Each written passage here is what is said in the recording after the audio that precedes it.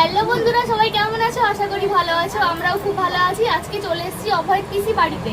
আর আজকে অভয় এসেছে পিসি বাড়িতে মাছ ভাত খেতে। আজকে অভয়ের জন্য মেনুতে রয়েছে আলু ভাজা, পটল ভাজা, বড়ি ভাজা, এইদিকে রয়েছে মাছের ভাজা, মাছের ঝোল, শাক ভাজা, ডাল, চাটনি, আম।